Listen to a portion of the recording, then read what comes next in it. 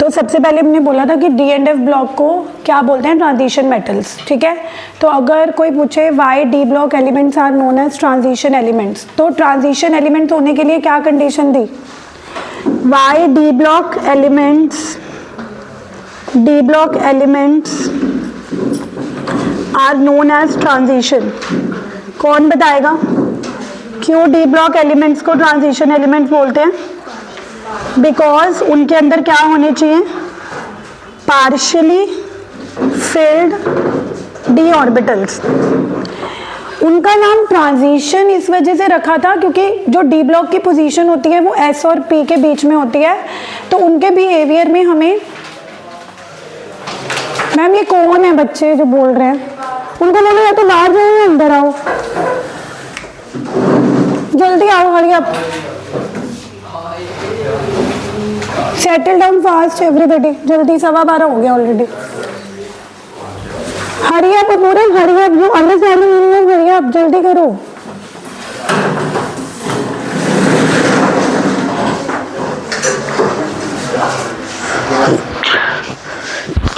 क्यों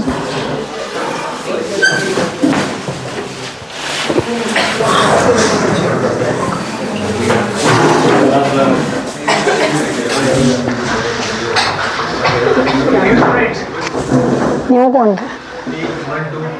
दूसरे बैच के बच्चे।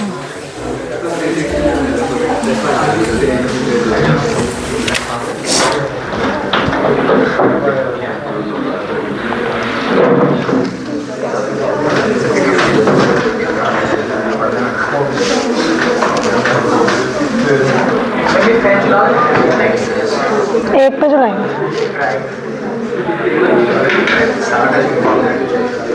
एक तो चल रहा है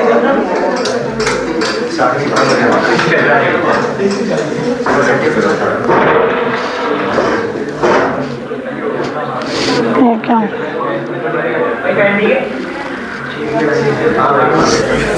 चलो हाँ जी, परसों हमने डी ब्लॉक एलिमेंट स्टार्ट करे थे, तो सबसे पहले मैंने आपको बताया था कि जो डी ब्लॉक एलिमेंट्स होते हैं वो एस ब्लॉक और पी ब्लॉक के बीच में होते हैं। इधर जशन बातें नहीं प्लीज। डी ब्लॉक की पोजीशन कहाँ होती है पीरियोडिक टेबल में, एस और पी के बीच में। तो बीच में होने की वजह से क्या होता है, देखो जब भी कभी भी अगर हम अपने अर्थ पे भी देखें, जब भी एक रीजन बदलता है, एक एरिया बदलता है, तो बिहेवियर में चेंज आता है। ऐसे जब हम एस से डी में जाते हैं तो डी में क्या आया, बिहेवियर में चेंज। तो डी ब्लॉक एलिमेंट्स क्योंकि एक चेंज रिप्रेजेंट करते हैं, मतलब जैसे जैसे हम उनसे पास करते हैं तो उनके बिहेवियर में चेंज आता है। कैसा चेंज नजर आता है कि वो एस से थोड़ा दूर होते चले जाते हैं और डी पी की तरफ उनका बिहेवियर बढ़ता जाता है। एस का नेचर क्या होता है, इलेक्ट्रो पॉजिटिव, पी ब्लॉक का क्या होता है, इलेक्ट्रो नेगेटिव। तो डी ब्लॉक का बिहेवियर क्या होता है कि वो थोड़े थोड़े इलेक्ट्रो पॉजिटिव कम होते चले जाते हैं, थोड़े थोड़े इलेक्ट्रो नेगेटिव बढ़ते चले जाते हैं। बातें अगर करोगे ध्रुव तो बाहर जाओगे, नहीं अब सोच के बोलना जिसने भी बोलना, मैं आधे घंटे की क्लास में यही नहीं बोलती रहूंगी। तो बट मैंने तुम्हें बोला था कि अगर हम डी ब्लॉक को ट्रांजिशन बोलते हैं तो ट्रांजिशन बोलने के लिए भी एक कंडीशन होती है कि उनके अंदर पार्शियली फिल्ड डी ऑर्बिटल होने चाहिए। फॉर एग्जांपल अगर मैं स्कैंडियम की बात करूं, स्कैंडियम के कॉन्फ़िगरेशन 3d1, भले डी में एक इलेक्ट्रॉन है बट ये ट्रांजिशन की कैटेगरी में आएगा। क्यों आएगा, क्योंकि भले इसके अंदर एक इलेक्ट्रॉन है but it is meeting the condition कि it is partially filled, okay. लेकिन करते करते करते करते जब आप लास्ट एलिमेंट पर पहुंचोगे जिंक, वो 3d10 हो चुका होगा, यानी कि जो ट्रांजिशन एलिमेंट्स की कंडीशन थी कि they should be partially field, उस कंडीशन को जिंक ने फुलफिल नहीं किया। क्यों फुलफिल नहीं किया, क्योंकि zinc being the last element 3d10 हो गया। फिर आप कहोगे कि मैम ये इलेक्ट्रॉन लूज करके तो पार्शियली फिल्ड हो सकता है, नहीं। अगर जिंक 2 पॉजिटिव में चेंज होगा तो वो अपने 4s के 2 इलेक्ट्रॉन लूज करेगा। दैट मीन्स मात्र ध्यान ऊपर दो कि जिंक एक ऐसा मेटल है जो ना सिर्फ फुली फिल्ड अपनी ग्राउंड स्टेट में है, बल्कि वो जो कॉमन ऑक्सीडेशन स्टेट शो कर रहा है +2 उसमें भी फुली फिल्ड है। और ट्रांजिशन एलिमेंट होने की यही कंडीशन होती है कि ना होने की, मतलब उनको हम ट्रांजिशन नहीं मानते, which are fully filled not only in the ground state but also in the common oxidation state. तो जिंक, कैडमियम, मरकरी जो लास्ट वाले एलिमेंट्स हैं, दे आर नॉट ट्रांजिशन। और ये क्वेश्चन बहुत बार पूछा जाता है, why why zinc cadmium and mercury are not transition? तो आंसर क्या दोगे? Because zinc is 3d10, cadmium is and mercury is, कौन है? तुषार जल्दी बैठो प्लीज, जल्दी, टाइम नहीं है हमारे पास।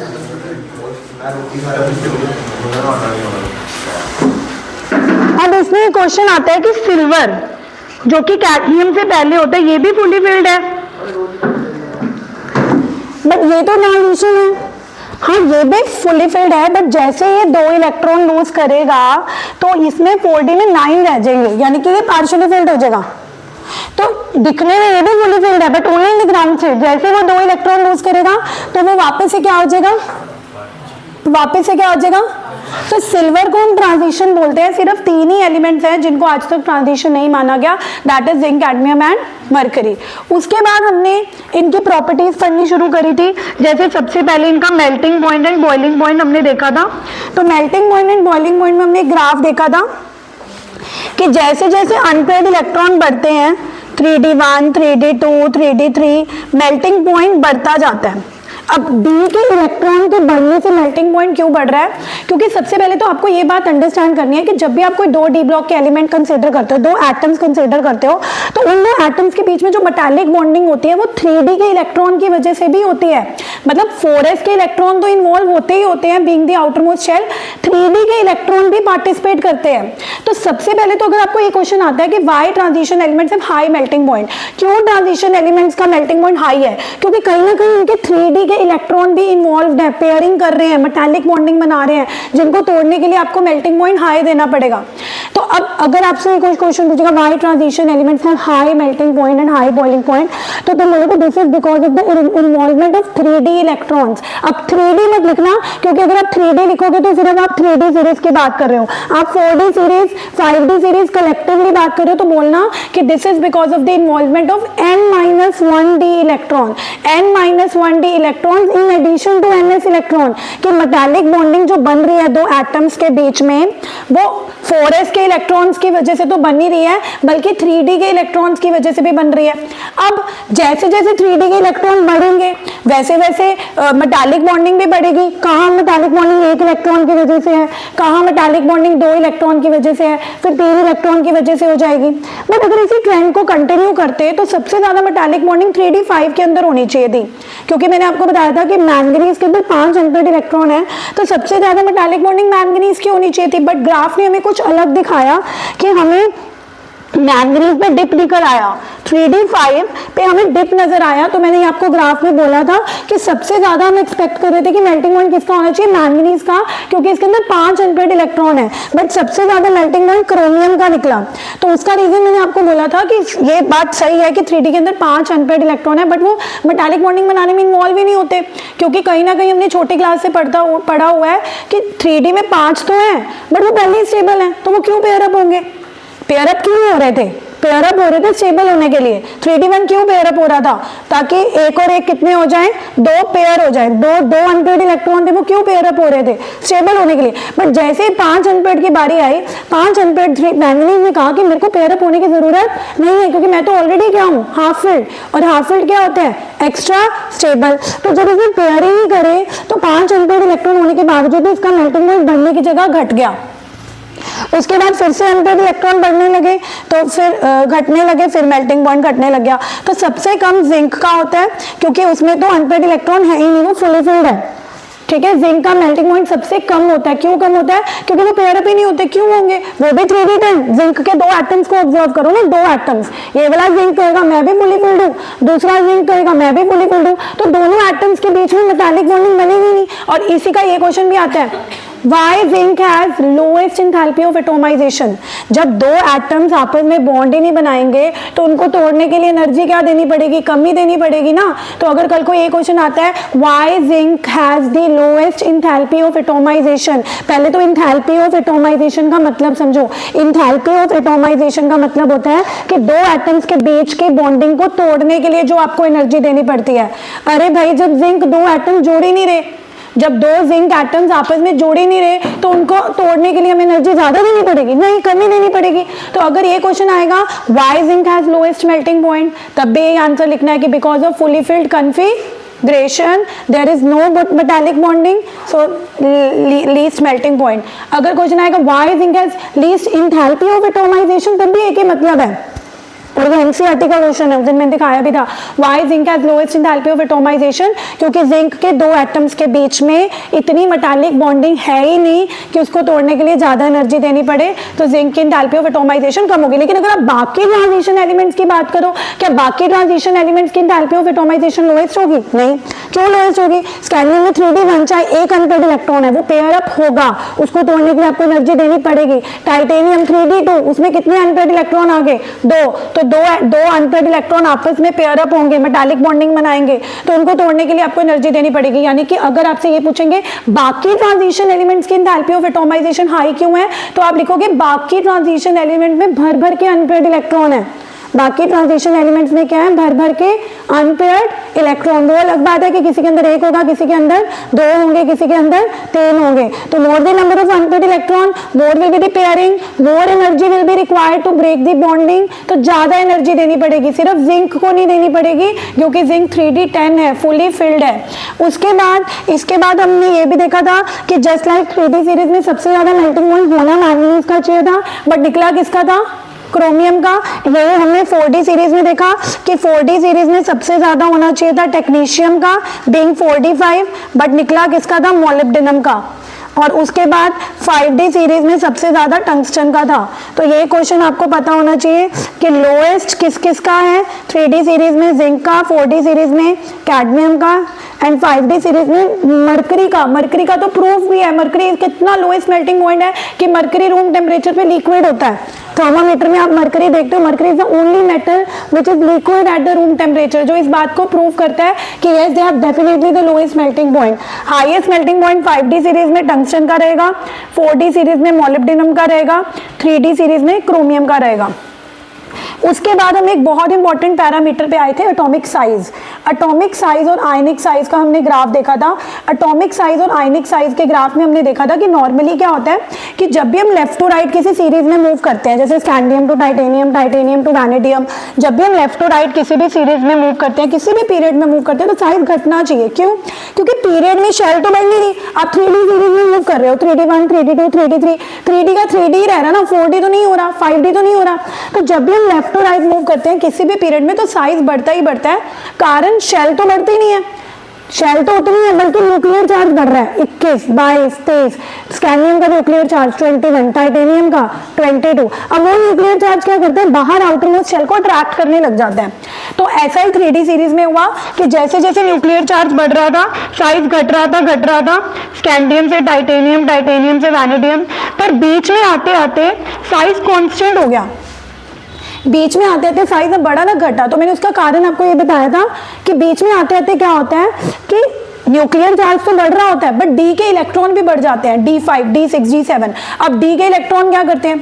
कहने को तो डी का शील्डिंग इफेक्ट पुअर है, लेकिन जब डी के इलेक्ट्रॉन इतने इकट्ठे हो जाएंगे, 5 हो जाएंगे, 6 हो जाएंगे, तो वो इकट्ठे होके अंदर के न्यूक्लियर चार्ज को शील्ड कर लेंगे, मतलब बाहर ही नहीं जाने देंगे। अब न्यूक्लियर चार्ज अगर बाहर ही नहीं जाएगा तो ना साइज बढ़ेगा ना घटेगा, और एंड में तो क्या होगा कि डी के इलेक्ट्रॉन इतने बढ़ जाएंगे, वो आपस में रिपल्शन करने लगेंगे, दूर दूर जाएंगे, तो साइज बढ़ेगा।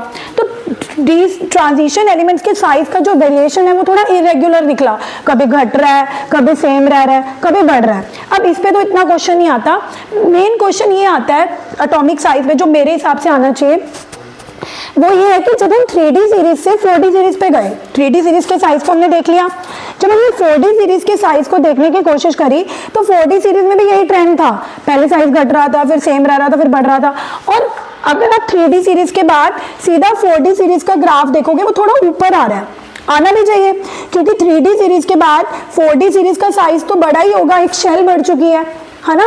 सो when you see the graph of 3d and 4d series, you see a substantial difference, तुम्हें काफी बड़ा डिफरेंस नजर आता है कि 3d सीरीज के बाद हम जो 4d सीरीज का साइज बना रहे हैं, ऊपर बना रहे हैं, और बनाना भी चाहिए, क्योंकि 4d सीरीज में एक नई शेल ऐड हो चुकी है। वो 3d था, ये क्या हो चुका है 4d। 4d की आउटर मोस्ट शेल क्या होगी 5s, उसकी आउटर मोस्ट शेल क्या थी 4s, एक शेल बढ़ गई। अब लेकिन जैसे ही मैंने तुम्हें 4D सीरीज के बाद 5D सीरीज बनाया तो देखो 5D सीरीज 4D सीरीज के क्लोज बनाई। अब ये क्वेश्चन आता है कि जब आप 3D से 4D सीरीज में गए तो साइज में डिफरेंस दिखा, और दिखना भी चाहिए था क्योंकि आप 3D से 4D गए, एक शेल ऐड होगी, बट 4D से 5D में जाने के बाद भी तो एक शेल ऐड हुई। फिर 5D सीरीज और 4D सीरीज के साइज में ज्यादा डिफरेंस क्यों नहीं आया? और इन अदर वर्ड्स ये क्वेश्चन आएगा, why the people who are talking, is there anything more important than this? Why 5D series have similar size than 4D series? 5D series का साइज 4D सीरीज के similar क्यों है? अब जिसको तो ज्यादा समझ नहीं आती है, जिसको तो ज्यादा डीप नहीं जाना, वो तो लर्न कर लो कि this is because of lanthanoid contraction. इसका आंसर एक ही लाइन में लिखना है कि this is because of lanthanoid contraction which is because of poor shielding effect of 4F, which is because of poor shielding effect of 4F। अब जिन बच्चों को समझाने के लिए मैंने बताया था कि कई बच्चे सोचते हैं कि 5D 4D सीरीज ऊपर है ना। आप ये देखो, ये हमारी 3D सीरीज है स्कैंडियम से जिंक, ये हमारी 4D सीरीज है गाइटेरियम से कैडमियम, और ये हमारी लैंथेनम से शुरू हुई थी, फिर 72 सीधा हैफनियम, ये 5D सीरीज है। अब बच्चा सोचेगा कि 5D सीरीज का साइज अगर ऊपर वाली 4D सीरीज के सिमिलर आ रहा है, यानी कि अगर हैफनियम का साइज जिंक के बराबर आ रहा है, तो इसका लेना देना लैंथेनॉइड कंट्रैक्शन से कैसे है? लैंथेनॉइड कंट्रैक्शन तो लैंथेनॉइड्स में होती है। तो कल उस दिन भी मैंने ये चीज समझाई थी कि होता क्या है कि 5D सीरीज में जब आप 57 के बाद अगला एलिमेंट भरने लगते हो तो आप देखते हो कि उसमें 4F की फिलिंग हो रही होती है। आप एलिमेंट को नीचे उतार लेते हो, करते करते करते करते जब 4F पूरा भर जाता है, उसके बाद हैफनियम की बारी आई 5D2, यानी कि जो एलिमेंट 5D सीरीज में भर रहा होगा वो पहले इन 14 एलिमेंट्स के भरने के बाद आया होगा। इन अदर वर्ड्स, जब आप कोई भी डी ब्लॉक एलिमेंट देखोगे, भले उसमें इलेक्ट्रॉन डी में जा रहा होगा, पर पहले उसमें 4F14 भरे होंगे, तभी 5D की बारी आई होगी। अब इसका क्या मतलब है? लैंथेनॉइड कंट्रैक्शन लैंथेनॉइड्स में देखी जाती है कि when you move from lanthanoids the size keep on decreasing. जब आप लैंथेनॉइड कंट्रैक्शन क्या होती है कि जब हम लैंथेनॉइड में मूव करते हैं साइज घटता रहता है, घटता रहता है, घटता रहता है। बट इसका क्यों घटा? क्योंकि कहीं ना कहीं ये वाला 5D एलिमेंट इस लैंथेनॉइड की गली से गुजर के आया। जैसे मैं उस दिन समझा रही थी कि 5D की बारी इन 14 एलिमेंट्स के बाद आई है। अगर वो हैफनियम इन 14 एलिमेंट से पास होके आया है तो ये भी छोटा हो चुका होगा। ट्राई टू अंडरस्टैंड 5D क्यों छोटा हो रहा है? 5D सीरीज के एलिमेंट्स क्यों छोटे हो रहे हैं? उनमें लैंथेनॉइड कंट्रैक्शन क्यों नजर आ रहा है? लैंथेनॉइड कंट्रैक्शन तो due to poor shielding effect of 4F होता है, ठीक है। Lanthanoid contraction due to poor shielding effect of 4F होता है। आप कहोगे इसमें तो इलेक्ट्रॉन 5D में जा रहा है, पर 5D से पहले 14 4F भरे हैं, फिर ही 5D की बारी आई ना। तो इसको समझाने के लिए मैंने ऐसे बोला था कि कहने को 5D elements 5D D block में भरे जा रहे हैं, पर वो लैंथेनॉइड्स की गली से गुजर के आए हैं। और इसको समझाने का मतलब ये था कि ये लैंथेनॉइड्स की गली को गुजर के आए हैं। इसका मतलब है कि जब लैंथेनॉइड्स में 4F की फिलिंग हो रही थी, जिसकी वजह से उनमें कॉन्ट्रैक्शन आ रही थी, तो जब पूरे लैंथेनॉइड भरे गए उसके बाद 5D एलिमेंट की बारी आई, तो उसमें भी तो पहले 4F में 14 इलेक्ट्रॉन भरे होंगे, तभी 5D की बारी आई। और अगर उसमें भी 4F के 14 इलेक्ट्रॉन भरे गए हैं तो उनमें भी लैंथेनॉइड कॉन्ट्रैक्शन देखी जाएगी, है ना। तो ऐसा नहीं है कि lanthanoid contraction is a phenomena which is seen in the lanthanoid series. Obviously lanthanoid contraction is a phenomena जिसकी वजह से लैंथेनॉइड्स के साइज का, एलिमेंट्स का साइज तो छोटा हो ही रहा है, बट 5D एलिमेंट्स का भी साइज छोटा होगा, जिसकी वजह से वो इतना छोटा हो गया कि 5D सीरीज के साइज का, 5D सीरीज के एलिमेंट्स का साइज ऑलमोस्ट 4D के बराबर ही आ गया। तभी तो 3D और 4D के साइज में ज्यादा फर्क है, पर 4D और 5D के साइज में ज्यादा फर्क नहीं है। अब इसको आंसर कैसे लिखना है? कमिंग टू आंसर, ये नहीं लिखना कि 5D एलिमेंट्स लैंथेनॉइड के गांव से गुजर के आ रहे हैं इसलिए वो बोने हो गए।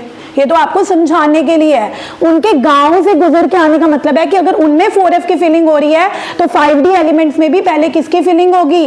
4F14 की, फिर 5D की बारी आई होगी। और अगर 5D के एलिमेंट्स में 4F की फिलिंग हुई है तो उनमें भी क्या देखा जाएगा? Lanthanoid contraction, because lanthanoid contraction is not just related to lanthanoid, lanthanoid contraction is due to poor shielding effect of 4F। तो जिसमें 4F भरे जाएंगे उसमें लैंथेनॉइड कॉन्ट्रैक्शन होगी ही होगी। चाहे वो 4f लैंथेनॉइड के एलिमेंट्स में भरे जाएं, चाहे वो 4f 5d के एलिमेंट्स में भरे जाएं। तो ये अपने दिमाग में मिसकॉन्सेप्शन हमेशा के लिए हटा दो कि 5d एलिमेंट्स में लैंथेनॉइड कॉन्ट्रैक्शन क्यों आ रही है, जबकि 5d एलिमेंट्स कोई f ब्लॉक एलिमेंट नहीं है। ट्रू, वो f ब्लॉक एलिमेंट नहीं है, बट 5d से पहले फिलिंग तो किसकी हुई, 4f की, और अगर उसमें 4f की फिलिंग हुई तभी मैं बोलती हूँ कि वो गुजर के आया है लैंथेनॉइड की गली से, तो उसमें भी बोनापन आएगा, उसमें भी छोटापन आएगा, तो उसका साइज छोटा होते होते 4d के सीरीज के बराबर हो जाएगा। ठीक है, अब ये बहुत इंपॉर्टेंट क्वेश्चन है।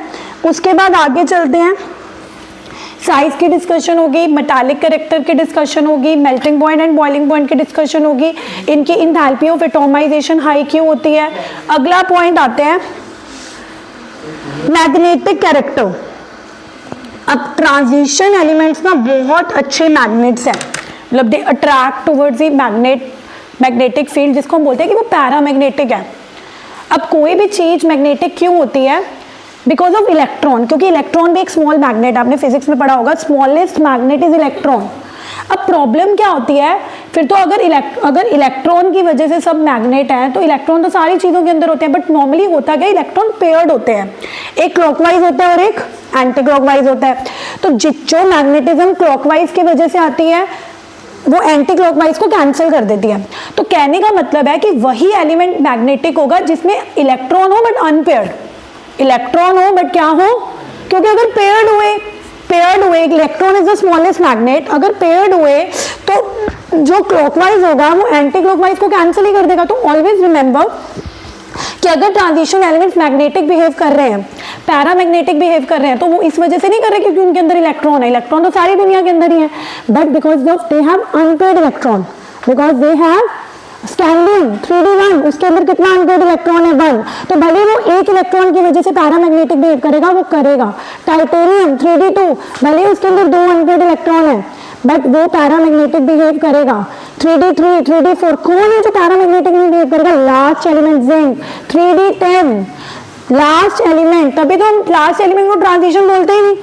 जब हम बोल रहे हैं कि ट्रांजिशन एलिमेंट्स आर पैरामैग्नेटिक, जितने भी ट्रांजिशन एलिमेंट्स होते हैं वो पैरामैग्नेटिक होते हैं। पैरामैग्नेटिक का मतलब है कि वो मैग्नेट से अट्रैक्ट होते हैं, which is due to unpaired electrons. तो आखिरी एलिमेंट जिंक क्यों पैरामैग्नेटिक नहीं है, वो क्यों डाया है, क्योंकि जब सबको पता है कि जिंक की कॉन्फ़िगरेशन क्या है, 3d10, 1 2 3 4 5 6 7 8 9 10, उनके अंदर एक भी अनपेयर्ड इलेक्ट्रॉन नहीं है। तो जब आप मैग्नेटिक मोमेंट निकालते हो root n into n+2 Bohr magneton, तो n की वैल्यू क्या पुट करोगे, 10 थोड़ा पुट करोगे, अनपेयर्ड इलेक्ट्रॉन तो एक भी नहीं है, तो उनकी मैग्नेटिक मोमेंट क्या आ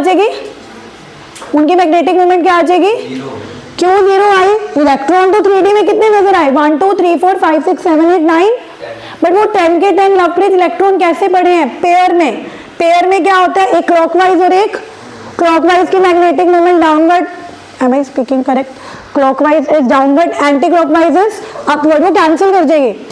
तो अगर ये बात समझ आती है, मुझे कैलकुलेट करके दिखाओ magnetic moment of manganese 2 positive, calculate the magnetic moment, calculate करके दिखाओ, इसी फॉर्मूले में वैल्यू पुट करनी है। मैंगनीज का एटॉमिक नंबर भरत 25, तो डी में कितने इलेक्ट्रॉन होंगे, 5। अगर मैंने तो मैंगनीज 2 पॉजिटिव बोला, अगर वो 2 इलेक्ट्रॉन लूज भी करेगा तो 4s से ही करेगा ना, तो 3d में तो अभी भी कितने बड़े हैं, तो मैंगनीज 2 पॉजिटिव की मैग्नेटिक मोमेंट 5 के हिसाब से निकाल लो। 5 क्यों पुट करने हैं, क्योंकि 5 अनपेयर्ड होंगे। Manganese 2 positive, 25 atomic number, 3d5, पर 2 पॉजिटिव है तो क्या हुआ, 2s है तो 4s से ही उड़े होंगे ना। 2 इलेक्ट्रॉन उड़ाने के बाद भी अनपेयर्ड इलेक्ट्रॉन कितने पड़े हैं, अभी भी कितने अनपेयर्ड इलेक्ट्रॉन पड़े हैं, 5। क्वेश्चन आता है calculate the magnetic moment of this ion, तो आप क्या कितने निकालोगे, magnetic moment is root 5 into 5+2 which is root 35 Bohr magneton. Can you calculate for Fe2 positive? Fe का एटॉमिक नंबर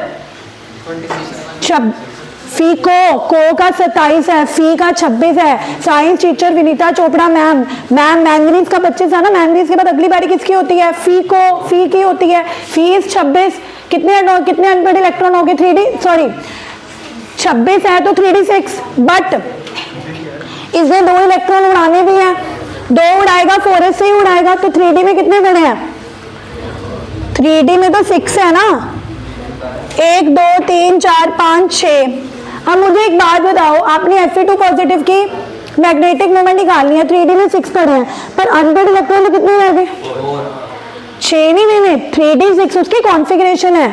आपने ऑलवेज अनपेड इलेक्ट्रॉन देखने हैं और Fe2 पॉजिटिव में अनपेड इलेक्ट्रॉन हो जाएंगे 4, तो आंसर क्या आ जाएगा 24। लेकिन अगर मैं यही Fe3 पॉजिटिव की बोलती इंस्टेड ऑफ Fe2 पॉजिटिव, अगर मैं बोलती calculate the magnetic moment of Fe3 positive, Fe3 positive कैसे बना होगा? 2 4s से लूज करे होंगे, एक D से भी लूज किया होगा, और D से लूज करने की वजह से उसके D में कितने इलेक्ट्रॉन रह गए? 5 का मतलब है कि उसकी मैग्नेटिक मोमेंट क्या हो जाएगी? √5 + 5 + 2 विच इज अगेन 35। कल को आपको ऐसे एमसीक्यू भी आ सकता है कि which of the following have same magnetic moment, ABCD 4 दिए हुए हैं। अब सब में मैग्नेटिक मोमेंट निकालने मत बैठ जाना, जिसमें सेम अनपेड इलेक्ट्रॉन होंगे, जैसे मैंगनीज 2 पॉजिटिव, मैंगनीज 2 पॉजिटिव में भी कितने अनपेड इलेक्ट्रॉन थे? 1 2 3 4 5, और अभी Fe3 पॉजिटिव में भी कितने अनपेड इलेक्ट्रॉन हो गए? तो Fe3 पॉजिटिव और Mn2 पॉजिटिव की मैग्नेटिक मोमेंट सेम ही आएगी ना। जब आपको एमसीक्यू में सिर्फ इतना ही टिक करना है कि विच 2 एलिमेंट और विच 2 ions have same magnetic moment, आपको मैग्नेटिक मोमेंट निकाल के नहीं दिखानी, तो बस सबके अंदर अनपेयर्ड इलेक्ट्रॉन काउंट कर लेना। सबके अंदर क्या कैलकुलेट कर लेना? Unpaired electron. जाहिर सी बात है कि जिनके अंदर अनपेयर्ड इलेक्ट्रॉन सेम होंगे तो उनकी न्यू की वैल्यू भी तो सेम ही आएगी। जैसे अभी अभी मैंने Mn2 पॉजिटिव की मैग्नेटिक मोमेंट निकाली, that is also because of 5 unpaired electron, and Fe3 positive is also because of 5 unpaired electron. ठीक है, और अगर मैग्नेटिक मोमेंट कैलकुलेट करने की जगह वैसे क्वेश्चन आया, why transition elements are paramagnetic? Because of unpaired electrons, more the number of unpaired electrons more is the paramagnetic. Why zinc, cadmium, mercury are not paramagnetic but they are diamagnetic? Because of 0 unpaired electron और fully filled configuration। आगे चलते हैं, magnetic movement होगी, उसके बाद हमने बात करी थी, कौन बातें कर रहा है? अभी भी आवाजें आ रही हैं। Catalyst, alloys, interstitial, colour, very important. Colour पे भी भर भर के क्वेश्चन आता है? नहीं, ये स्पेलिंग होती है। ट्रांजिशन एलिमेंट्स, अरे कई बार कोई 2 सिस्टम है, सर्च कर लियो नेट पे। अच्छा, सबसे पहले तो ट्रांजिशन एलिमेंट कॉम्प्लेक्सेस बनाते हैं। क्या हमने नहीं देखा कोऑर्डिनेशन कंपाउंड में कॉम्प्लेक्स बनाते हैं? Fe, अमोनिया 6 3 पॉजिटिव, जितने भी कोऑर्डिनेशन कंपाउंड हमने पूरे चैप्टर में पढ़े हैं वो ट्रांजिशन एलिमेंट के होते हैं। कौन है गर्ल्स जो बातें कर रही हैं? अभी भी आ रही है आवाज? जो आपने ये कोऑर्डिनेशन कंपाउंड्स पढ़े थे इन्हीं को ही कॉम्प्लेक्स बोलते हैं। अब ये कॉम्प्लेक्स होते किसके हैं? ट्रांजिशन एलिमेंट्स के। मतलब इसमें जो इधर देखो, ये जो कॉम्प्लेक्सेस होते हैं इनमें जो सेंट्रल मेटल एटम होता है वो कभी sodium, lithium, potassium, S block का नहीं होता। मतलब ये जो कोऑर्डिनेशन कंपाउंड है ये ट्रांजिशन एलिमेंट की ही कैरेक्टरिस्टिक है कि ट्रांजिशन एलिमेंट ही कॉम्प्लेक्सेस बनाते हैं। पहले तो इस पे चर्चा कर लेते हैं कि why do transition element form complex. In transition element में ऐसी क्या खास बात है कि ये 6 लिगेंड के साथ जुड़ के कॉम्प्लेक्स बनाते हैं? कई बार ये भी क्वेश्चन आता है। तो एक तो इनके अंदर वेकेंट डी ऑर्बिटल होते हैं, बीइंग डी ब्लॉक एलिमेंट्स इनके अंदर क्या होते हैं? वेकेंट डी, क्योंकि जब ये लिगेंड आएगा ये कहेगा मेरे को इलेक्ट्रॉन डोनेट करना है, ये कहेगा मुझे इलेक्ट्रॉन डोनेट करना है, तो इलेक्ट्रॉन डोनेट करने के बाद मेटल के पास जगह भी तो होनी चाहिए।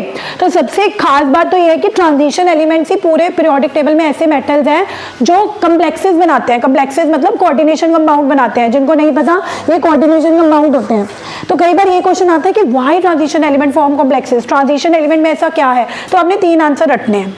एक तो because of their small size, ये जो ट्रांजिशन एलिमेंट्स होते हैं इनका साइज क्या होता है? छोटा। छोटा होने की वजह से ये अपने आसपास लिगेंड्स को एकोमोडेट कर सकते हैं। अगर ये खुद ही बड़े होंगे तो उनमें रिपल्शंस होंगी, तो ये being the small size.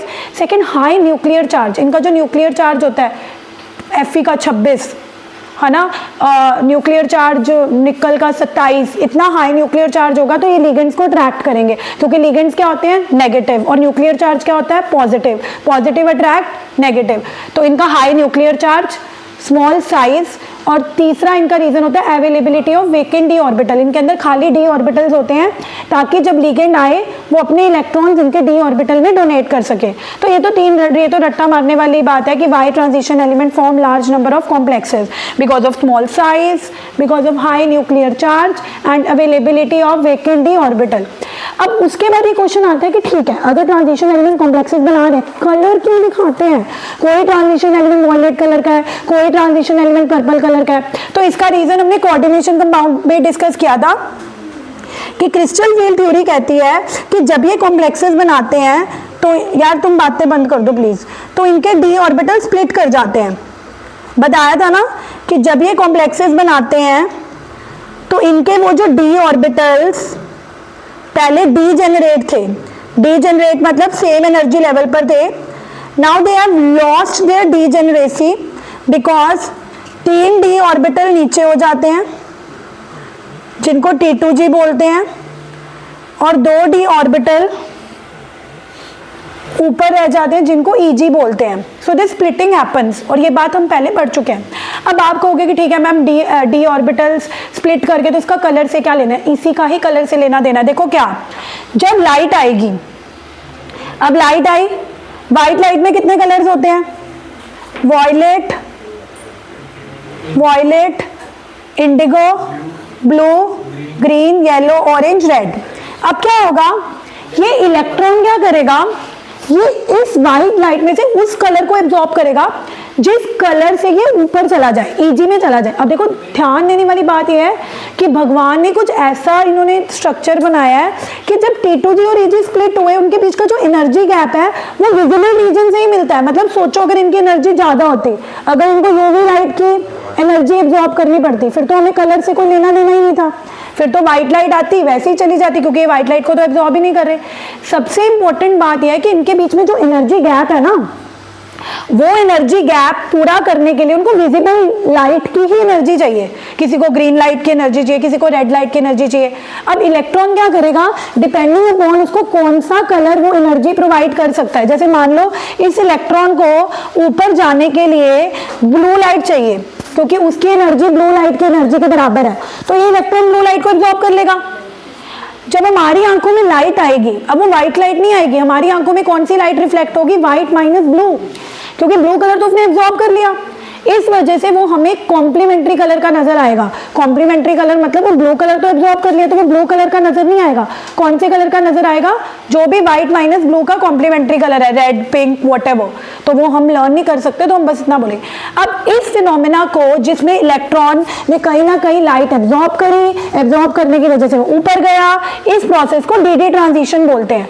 DD transition क्यों बोलते हैं, क्योंकि वो T2G से EG में जा रहे हैं, T2G भी D है, EG भी क्या है, D से D में ही जा रहा है ना, T2G में EG में जा रहा है। T2G भी तो D ऑर्बिटल का ही बना हुआ है, EG भी किसका बना हुआ है, D ऑर्बिटल का, तो गया तो वो D से D, तो इस फिनोमेना को क्या बोलते हैं, DD।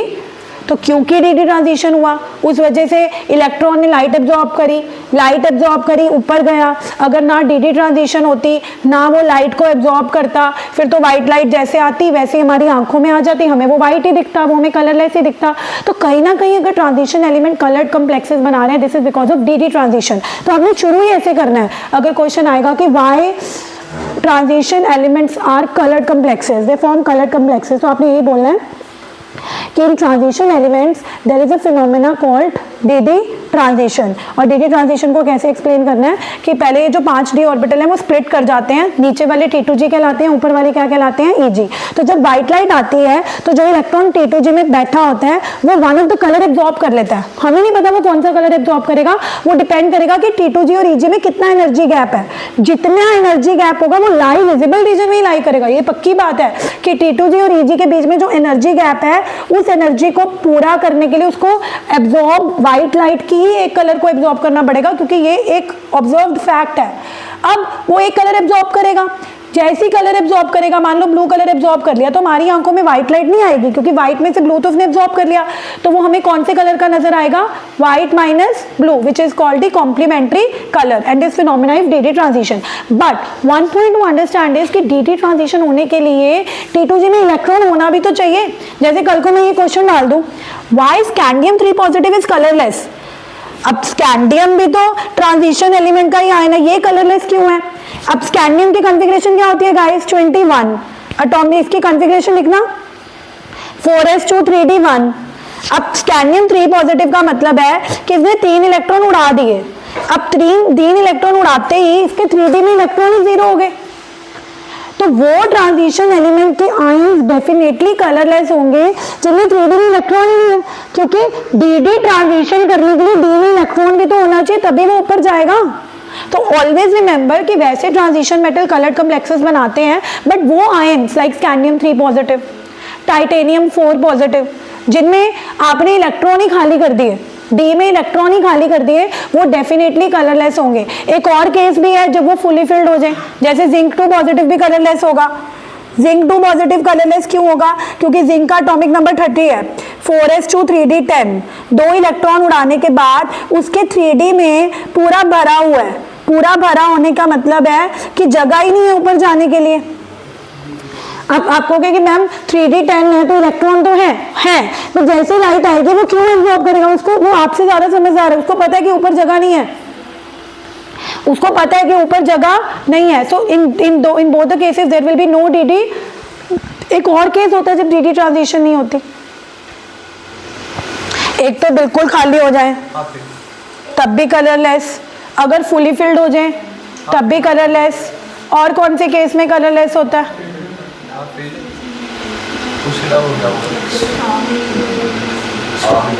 हाँ, स्ट्रॉन्ग लिगेंड्स तो नहीं।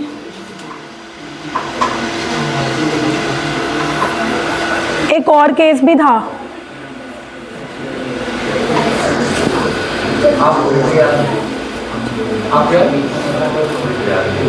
निकल टू पॉजिटिव 3d8, 3d8 में क्या है? नीचे वाला क्या है?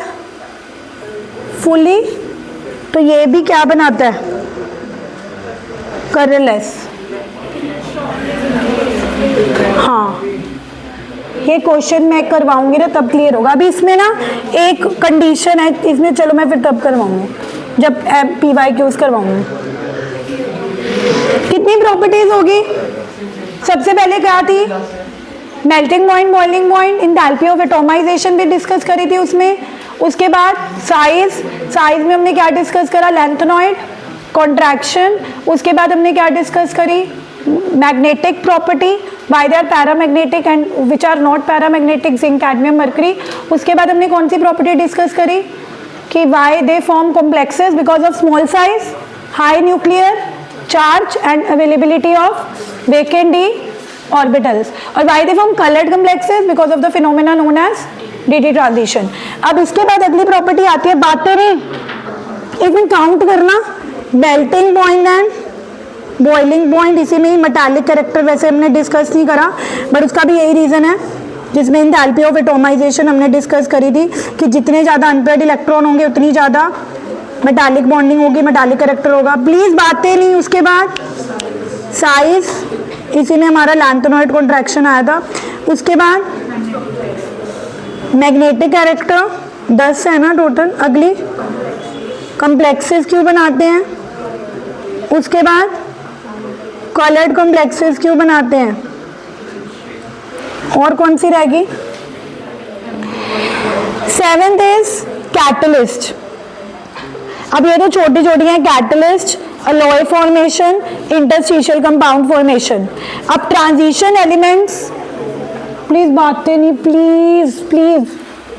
अब लास्ट 3 प्रॉपर्टीज तो बस रट्टे मारने वाली हैं कि transition elements are very good catalyst. Transition नहीं आ रहा समझ? ट्रांजिशन एलिमेंट्स आर, देखो नेवर डाउट योर टीचर। अब पेपर में आएगा या नहीं आएगा, आप PYQs पढ़ोगे सब कुछ होगा, पर PYQ पढ़ने से पहले बेसिक बना दूंगी। Transition elements are very good catalyst. अब ये देखा गया है, आपने खुद भी देखा होगा ऑर्गेनिक्स में बहुत बार हम एरो के ऊपर निकल प्लैटिनम पैलेडियम कैटलिस्ट लेते हैं, हाइड्रोजनेशन करते हैं, एरो पे लिख देते हैं निकल स्लैश प्लैटिनम स्लैश पैलेडियम। इतनी बार आपने हेबर्स प्रोसेस में Fe2O3 आयरन का ऑक्साइड एज अ कैटलिस्ट लेते हुए देखा है। यानी कि ये बात बहुत ट्रू है कि transition elements they act as a very good catalyst. तो इसके बाद दो रीजन, बस बातें करोगे तो कोई फायदा नहीं है, दो रीजन रट्टा मार लो। एक तो कैटलिस्ट ट्रांजिशन एलिमेंट्स होते हैं, इनका लार्ज सरफेस एरिया होता है, they have a large surface area. ज़्यादा सरफेस एरिया होने का मतलब है कि अगर इनका सरफेस एरिया ज़्यादा होगा तो ये रिएक्टेंट्स को अपने सरफेस पे एब्जॉर्ब कर सकते हैं। अगर ये अपने सरफेस पे रिएक्टेंट्स को एब्जॉर्ब करेंगे तो उनसे उनके ओल्ड बॉन्ड्स वीक होने लगेंगे, न्यू बॉन्ड्स बनने में स्पीड इंक्रीज हो जाएगी। तो कहीं ना कहीं रिएक्टेंट्स के बॉन्ड को ब्रेक करने में और नए बॉन्ड्स में बनाने में ट्रांजिशन एलिमेंट्स का कॉन्ट्रीब्यूशन क्यों है? Because of large surface area. But उससे भी ज़्यादा इंपॉर्टेंट है कि ट्रांजिशन एलिमेंट्स में number of oxidation states show करते हैं। याद है जब मैंने आपको एक टेबल दिखाया था कि स्कैंडियम +2 भी दिखाता है, +3 भी दिखाता है, टाइटेनियम +2 +3 +4 दिखाता है, vanadium +2 +3 +4 +5, chromium, still some people are talking, are we done today? No. +2 +3 +4 +5 +6 +7, फिर फीको, निकल, कॉपर, जिंक सिर्फ 3D2 दिखाता है, मतलब ओनली 2 दिखाता है।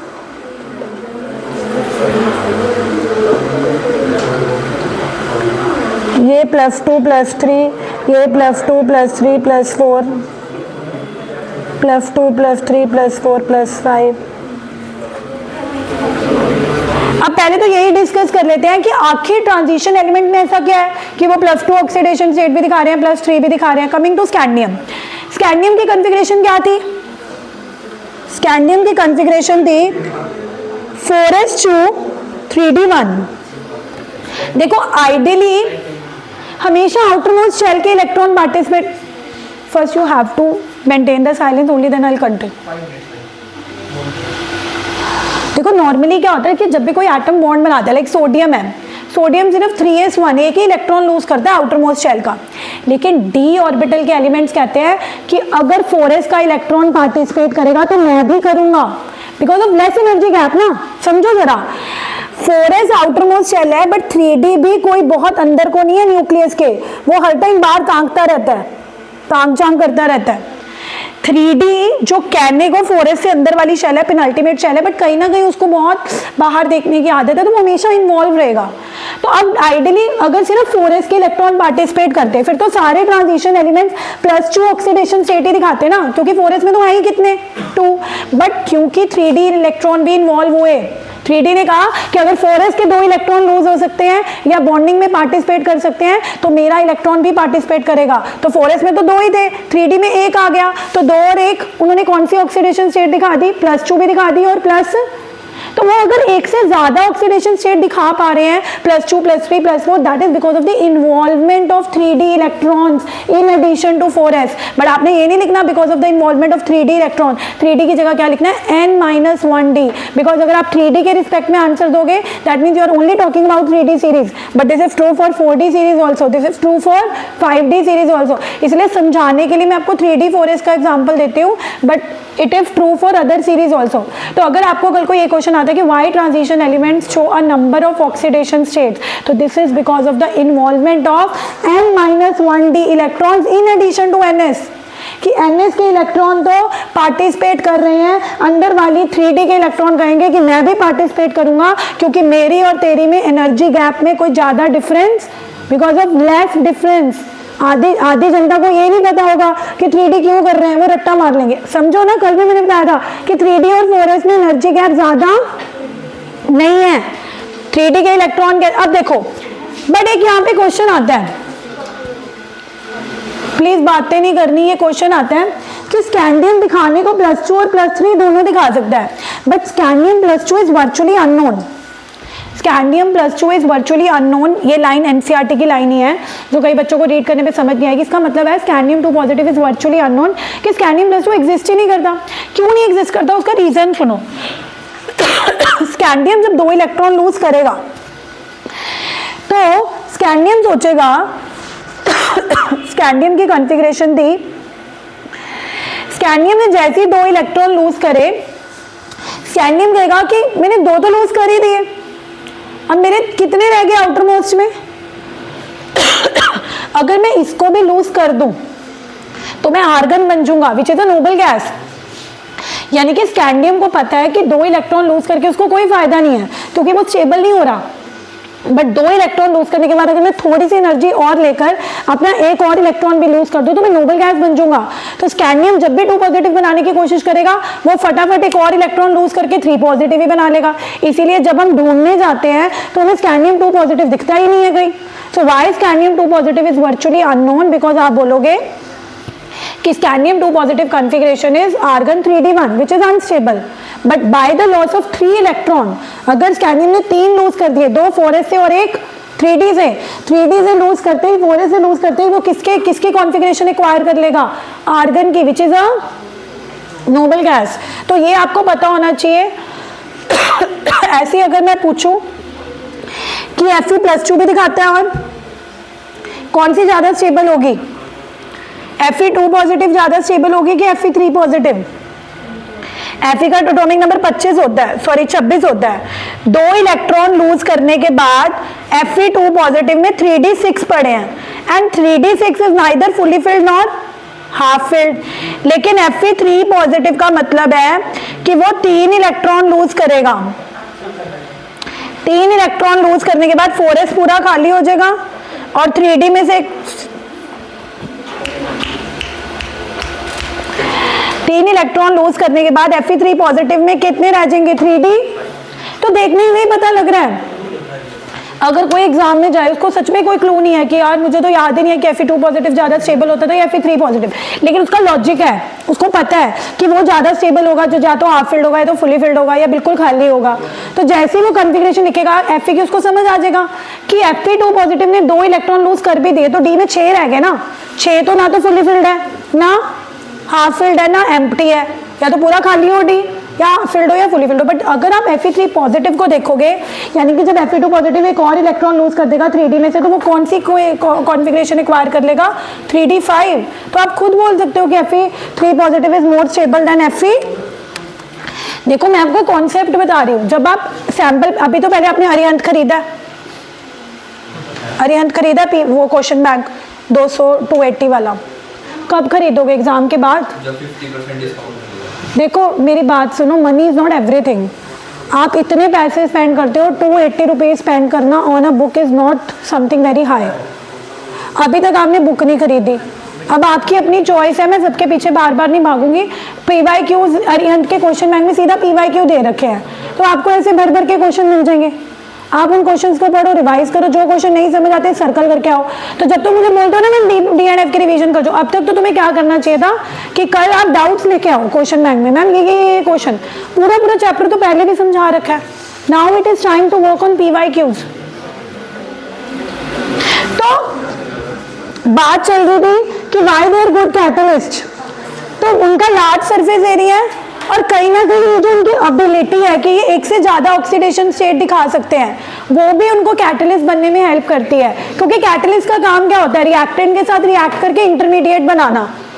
अब वही चीज ही इंटरमीडिएट बना पाएगी ना जिसकी बॉन्डिंग बनाने की कैपेसिटी ज्यादा है। अब ये कैसे पता लगेगा कि इसकी बॉन्डिंग कैपेसिटी बनाने की ज्यादा है, क्योंकि ये +2 भी दिखा सकता है, ये +3 भी दिखा सकता है।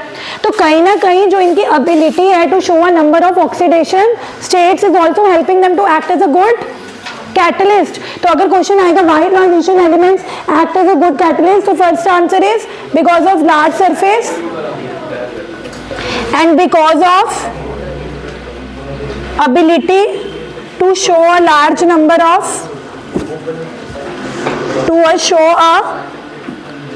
large number of oxidation states।